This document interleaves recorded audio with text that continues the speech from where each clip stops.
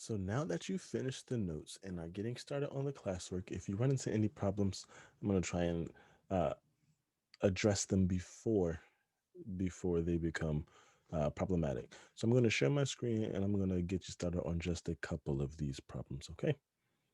So here we go. All right. Oops. Need to move this down here. Okay. So number one. Actually, this the majority of this I think you all will do fine on. It's material that we have spent a good bit of time going over.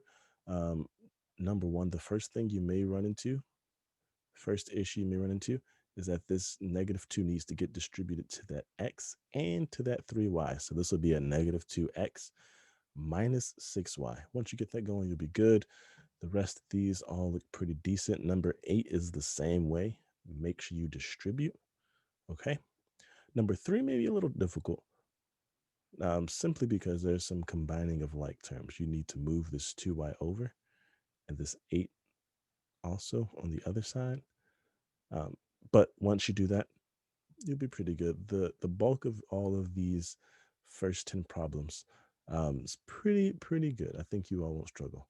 But when you get to number 11 may be kind of difficult just because it looks kind of strange. This is going to be like number 8 from the last classwork, and then we had a problem like this in the notes. Number 11 says, use the graph to the left to evaluate the following: f of 0, f of 2, f of 5. I'm going to do those three first. I'm going to go back to D. F of 0. We want to evaluate these.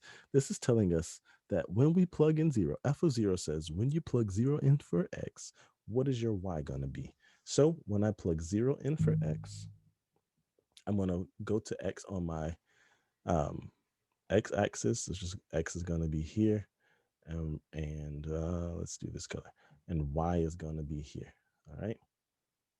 When I go to my x-axis and I go to 0, I'm going to start at 0 on the x-axis, and I'm going to go either up or down to meet where the graph is. In this case, I'm going to go up here, and this is where my graph is. Okay.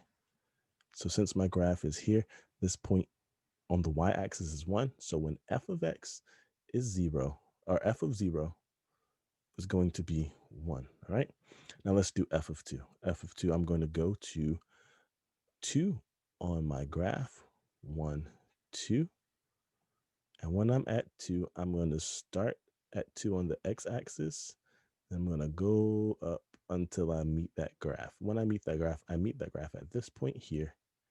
And this point on the y-axis is 5. Okay. So f of 2 is going to be 5. Now, once again, let's do it for C. Actually, no, I think you guys can do C. I'm going to skip to D because that one is a little tricky. That one's a little bit different. Then you guys will be able to do E. So D says, find X if f of X is equal to -3.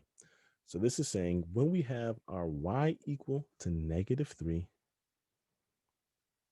what is X at that point? So we're going to go to -3 on this Y axis here. And I'm going to actually change colors. I'm going to go to y to -3 on my y, which is right here.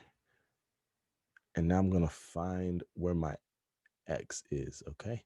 So I'm starting at -3, which is this point, and I'm going to go to the graph until I meet it. And when I meet it, the x value at this point is -2, okay? So this is just moving in the opposite direction. So this one is -2. So instead of going to our x first, we went to our y and found our x. All right. So once again, I'll leave E for you, and then I'll come down here and I'll do D. Actually, no, I won't. No, I won't. I think I'll do E. You all can do 12, all of 12. E says, find X if f of X equals 7. So with this, I'm going to go to 7 on my y-axis because f of X is like saying y. When y equals 7, what is X? So 5, 6, 7. I'm going to find 7 on my y-axis, which is here. And then I'm going to go to my graph. And what x value is this here? To find this x value, I got to come down here and look, and then count backwards. 1, 2, 3. So this is 3. from 0, 1, 2, 3. So this is the x here is 3 when my y is 7, okay? Oops, 3.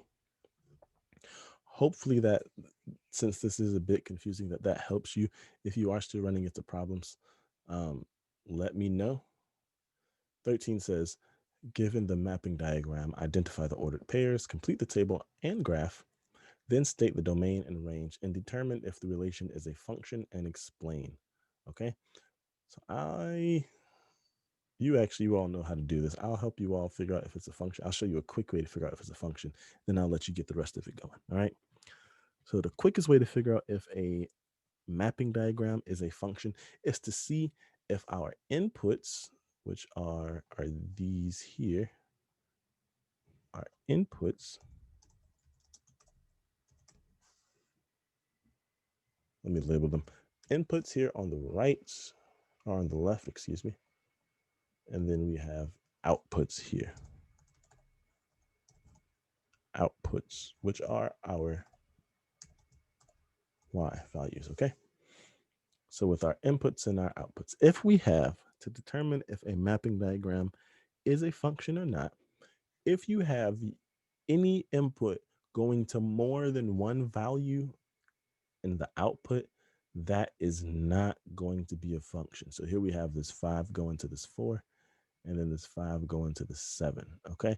That is not a function because we're going to have our x value repeated when we write this out or when we graph this out, okay? So is this a function? No, this is not a function, all right? That's just a quick little pro tip for you all.